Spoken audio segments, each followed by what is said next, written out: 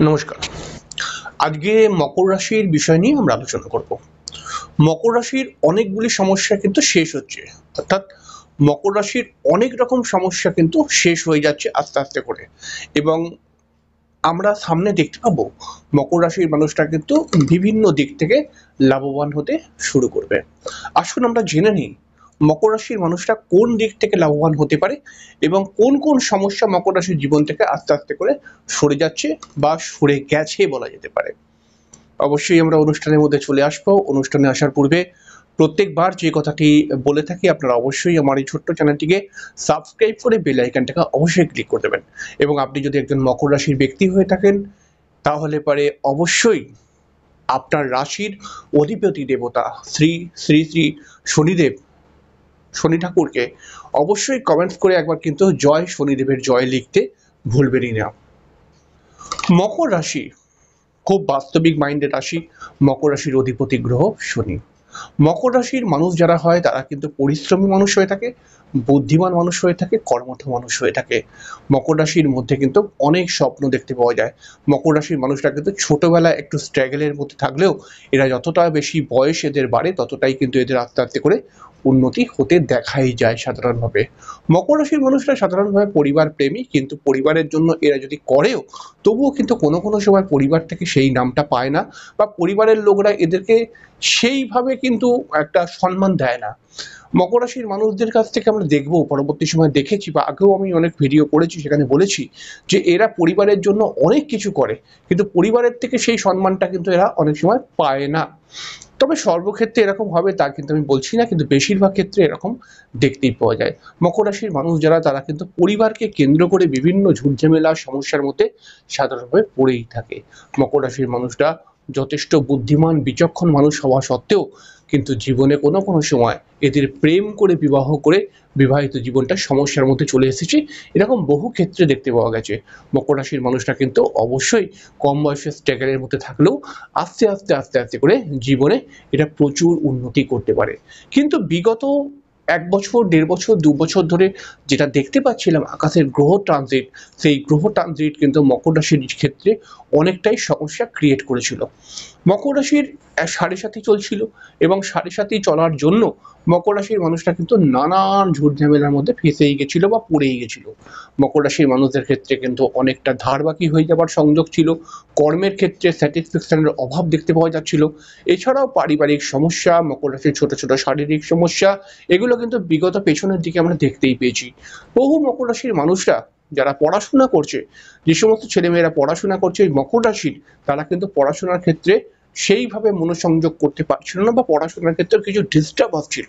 মকর রাশির ক্ষেত্রে আমরা এটাও দেখতে পেয়েছি যে পেছনের কয়েকটি মাসের মধ্যে এদের কিন্তু আর্থিক জায়গাটা খুব সমস্যার মধ্যে চলছিল।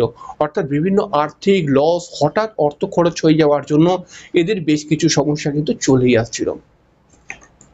আপনি যদি একজন মকর রাশির ব্যক্তি হয়ে থাকে তাহলে আপনি স্বীকার করতে বাধ্য যে পেছনের যদি আমরা ৬ মাস বা ১ বছর আগেও যাই তাহলে কিন্তু আপনার জীবনে সমস্যা অনেক অধিক ছিল এবং এখনো সমস্যা পুরোপুরিভাবে ছেড়ে যায়নি।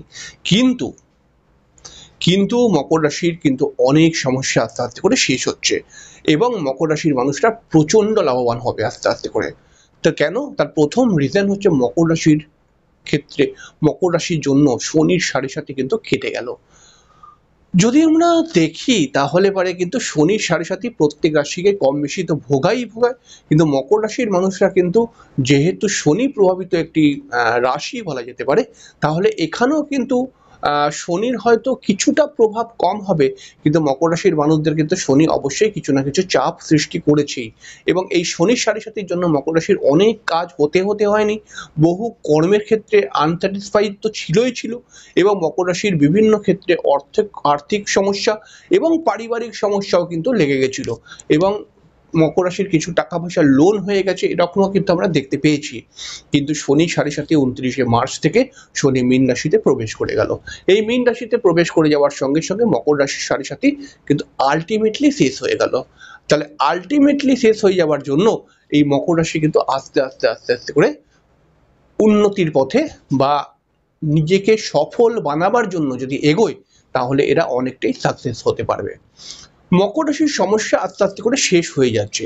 এই শেষ হয়ে যাওয়ার সঙ্গে সঙ্গে আর কিছু আকাশের ট্রানজিট এমন তৈরি হচ্ছে যারা কিন্তু মকর রাশিকে অনেক জায়গায় লাভ দেবে। তাহলে কোন কোন জায়গায় মকর রাশির মানুষরা লাভ পেতে পারে? প্রথম যে লাভটা পাবে সেটা হচ্ছে কর্মস্থানে। কারণ হচ্ছে বৃহস্পতি মে মাস থেকে কিন্তু বৃষ রাশি থেকে মিথুন রাশির মধ্যে প্রবেশ করে যাবে।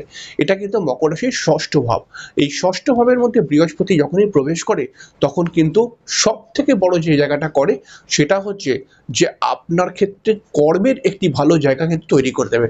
অর্থাৎ আপনি নতুন কর্মপ্রাপ্তি করতে পারেন, বা আপনি কোনো কর্মে রয়েছেন সেই কর্মে প্রমোশন ক্রিয়েট হয়ে গেল, এরকম জায়গাগুলো কিন্তু ক্রিয়েট করে দেয়। এছাড়াও ষষ্ঠ ঘরের মধ্যে বৃহস্পতি কিন্তু হঠাৎ কিছু লোন প্রাপ্তি করায়, যেই লোনটা শুভ কাজে লাগবে। অর্থাৎ আপনি ধরুন কোনো একটি কাজ, শুভ কাজ মানে পজিটিভ কাজের জন্য লোন নেবার চেষ্টা করছেন, কিন্তু কোনো কারণে নিতে পারছেন না বা হচ্ছিল না লোনটা, সেটা কিন্তু ষষ্ঠ ঘরের মধ্যে বৃহস্পতি প্রবেশ করার সঙ্গে সঙ্গে এই লোনটা অটোমেটিক্যালি হয়ে যাওয়ার চান্স ক্রিয়েট হয়ে যাবে। এছাড়াও কিন্তু মকর রাশির মানুষরা না বিভিন্ন সময় বিভিন্ন শত্রুতার কবলে অনেক সময় পড়ে যায়। তো এই শত্রুতার জায়গাটা থেকে বৃহস্পতি তো ষষ্ঠ ভাবের মধ্যে প্রবেশ করে শত্রুতার জায়গাটা পুরোপুরি রিকভার করে দেবে। যে আপনার যদি ছোটখাটো শত্রু থাকে, দেখুন শত্রু মানে আমি সবসময় বলতে চাই না যে আপনাকে কেউ তন্ত্র করে ক্ষতি করে দিচ্ছে, এটা সর্বদা নয়, কিছু কিছু মানুষের ক্ষেত্রে হতে পারে। কিন্তু আপনার ওপর যে জেলাসি, আপনার সঙ্গে যে হিংসা করছিল আপনার ওপরে, আপনার পেছনে উল্টোপাল্টা কথা বলে আপনাকে যে থামিয়ে দেওয়ার চেষ্টা করছিল বিভিন্ন মানুষেরা, সেই মানুষেরা কিন্তু আর কিছু করতে পারবে না। কারণ ষষ্ঠ ঘরের মধ্যে বৃহস্পতি গেলে পারে সেই মানুষেরাই কিন্তু তার নিজস্ব সমস্যা নিয়ে কিন্তু সে সমস্যার মধ্যে পড়ে যাবে। তো আপনার ক্ষতি করবে কি করে? তাহলে এই জায়গাগুলো প্লাস পয়েন্ট রয়েছে। এছাড়াও বৃহস্পতি ষষ্ঠ ঘরের মধ্যে অটোমেটিক্যালি যখন চলে যায় তখন কিন্তু বৃহস্পতির দৃষ্টি ষষ্ঠ ঘর থেকে সিধে সিধে দশম ঘরের মধ্যে পড়ে। আর দশম ঘর হচ্ছে কর্মের ঘর। তাহলে এই কর্মের ঘরেতে বৃহস্পতির দৃষ্টি পড়ার সঙ্গে সঙ্গে আপনার কর্ম, অর্থাৎ যারা আউট অফ স্টেট বা আউট অফ কান্ট্রিতে কাজকর্ম করছে বা কাজকর্মের জন্য চেষ্টা করছে, তাদের ক্ষেত্রে কিন্তু অতি সুন্দর অ্যাডভান্টেজ দেবে। তাহলে আউট অফ স্টেট বা আউট অফ কান্ট্রি কেন বললাম? কারণ হচ্ছে বৃহস্পতির যে পঞ্চম দৃষ্টিটা, এটা কিন্তু তুলা রাশির ঘরের মধ্যে পড়বে। এই তুলা রাশির ঘরটা একটি চর রাশির ঘর। চর রাশিগুলো সবসময় কিন্তু দূরে কর্মের সঙ্গে কিন্তু মানে দূরের সঙ্গে ইন্ডিকেশন দেয়, দূর। তো সেই ক্ষেত্রে এই দূর বলতে গেলে পরে আমরা আউট অফ স্টেট বা আউট অফ কান্ট্রি হিসাব করতে পারি। তাহলে এই জায়গাটা কিন্তু বৃহস্পতি লাভবান করিয়ে দেবে। আর এছাড়াও কিন্তু দেখা যাচ্ছে যে সমস্ত মানুষেরা ব্যবসা করছে, মকর রাশির যে সমস্ত মানুষেরা ব্যবসা করছে, তাদের দিকেও কিন্তু আস্তে আস্তে করে অনেকটাই তারা ব্যবসার ক্ষেত্রে ব্যবসা করে লাভ করতে পারবে। কারণ হচ্ছে শনি সাড়ে সাথী একটা অজানা চাপ কিন্তু তাদের মাথার মধ্যে ছিলই এই সাড়ে সাথী থাকার জন্য, কিন্তু সাড়ে সাথী কেটে যাওয়ার জন্য কেটে গেল যখন, তখন কিন্তু এই চাপটা অটোমেটিক্যালি কমে যাবে।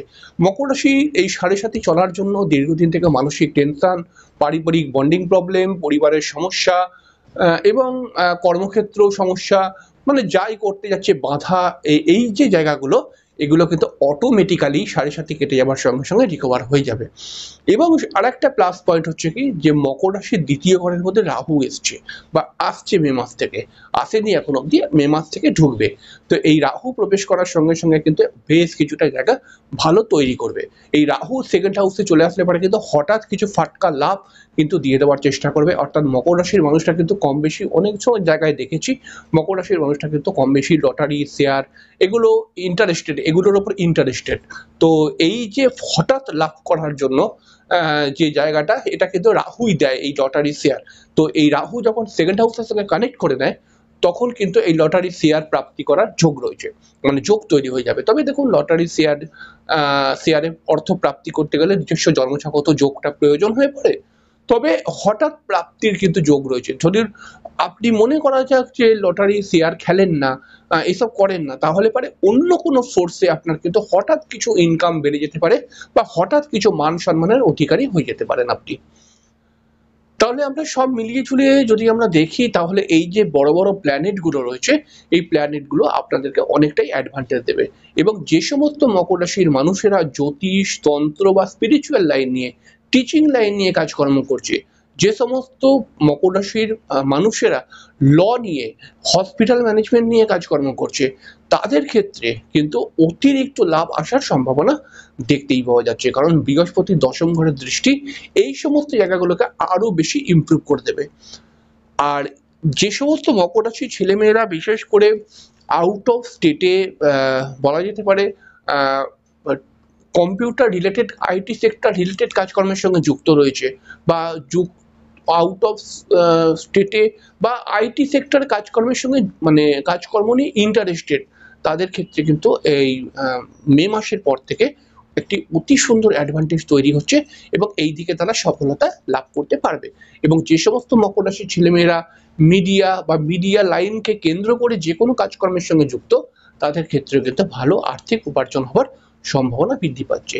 তাহলে পরে এখানে কি করতে হবে, একটা জিনিস মাথায় রাখবেন, যে অবশ্যই মকর রাশির মানুষরা যদি এই 2025-এ এখন থেকেই ধরুন যে সাড়ে সাতি শেষ হয়ে গেল, এখন থেকে যদি কর্মের জন্য চেষ্টা করে এবং নিজেকে পরিশ্রম করে, নিজেকে চেষ্টা করে, বুদ্ধি খাটিয়ে যদি এগোতে পারা যায়, তাহলে পারে কিন্তু আগে যে বাধাটা আসছিল সেটা কিন্তু অবভিয়াসলি আসবে না।